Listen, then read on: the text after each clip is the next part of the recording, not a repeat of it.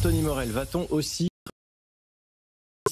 de l'histoire grâce à l'intelligence artificielle? Les algorithmes permettent par exemple de déchiffrer des documents anciens qui jusqu'à aujourd'hui étaient totalement inexploitables. Absolument, l'IA qui se met au service des historiens, des archéologues. Je vais vous en donner quelques exemples. Le Vesuvius Challenge, le défi du Vésuve. C'est un défi donc qui a été lancé par un laboratoire américain avec $1 million à gagner à la clé pour celui qui arrivera à déchiffrer les papyrus d'Herculanum. Herculanum, c'est une ville donc près de Pompéi qui a été détruite en l'an 79 par le volcan, par le Vésuve, et donc on a récupéré tout un tas de papyrus, mais ils sont complètement carbonisés.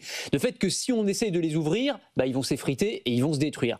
Et donc l'idée, ça va être d'utiliser l'intelligence artificielle pour pouvoir lire ce qu'il y a à l'intérieur de ces papyrus, mais sans avoir besoin de les ouvrir. Ouais. Et ça, c'est possible. L'IA le rend possible. Alors on utilise plusieurs technologies, de la tomographie par rayon X, c'est une technologie qui permet de reproduire la structure interne du papyrus et de détecter les zones ancrées. On voit que là, il y a des mots, là, il n'y a pas de mots. Bon, ça, c'est la première étape. Et puis ensuite, on va utiliser un autre algorithme d'apprentissage automatique qui permet de détecter des lettres grecques, un premier mot, porphyras, pourpre en grec, et puis un deuxième, un troisième, une phrase. Et on s'est rendu compte que ce premier papyrus, en fait, avait été rédigé par un philosophe où il parle du bonheur, de la vie, enfin bon, tout un tas de choses. Il en reste 800 à déchiffrer et à traduire, mais ça montre bien que l'IA peut être extrêmement précieuse pour la recherche des mystères du passé. Là, c'est quasiment magique à ce stade. Mais c'est vrai que ça va servir aussi les historiens, les archéologues. Est-ce qu'il y a d'autres possibilités, d'autres solutions comme ça grâce à l'IA?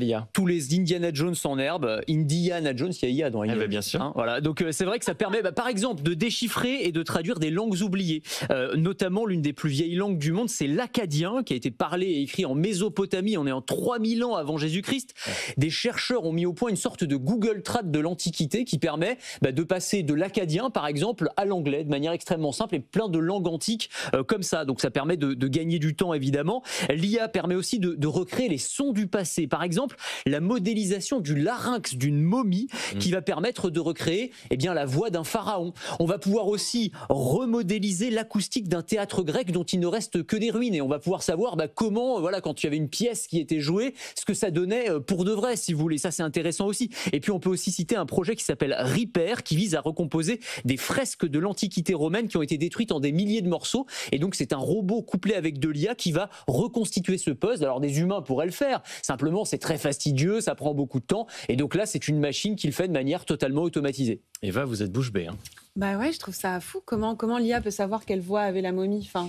Le pharaon. En fait, c'est avec une modélisation du larynx, on est capable aujourd'hui, en comparant avec des larynx d'aujourd'hui, de savoir à peu près quel son ça pouvait donner. On fait la même chose pour les dinosaures aussi, d'ailleurs. Il y a eu des modélisations pour savoir ce que ressemblait un Tyrannosaurus Rex quand il chassait sa proie, par exemple, ce genre de choses. Bon, on se sert aussi de ces nouvelles technologies, Anthony, pour recréer virtuellement les villes du passé. Oui, alors ça c'est génial aussi, c'est-à-dire qu'on va pouvoir modéliser à partir de photos, d'images prises par des drones, agrégées avec plein d'informations historiques, et on va pouvoir s'en servir pour reconstituer de manière extrêmement précise des villes. Donc ça peut être la Rome antique, ça peut être Pompéi également. Et donc là, on va pouvoir savoir, je sais pas, un détail de la toiture au millimètre près, comment c'était fait. Et donc ça va être extrêmement précieux. Là encore, pour les historiens qui peuvent pas toujours se déplacer ou pas en permanence être sur zone. Et donc là, ils vont avoir une sorte de Google Maps de l'Antiquité où ils vont pouvoir se balader et avoir des informations très très précises.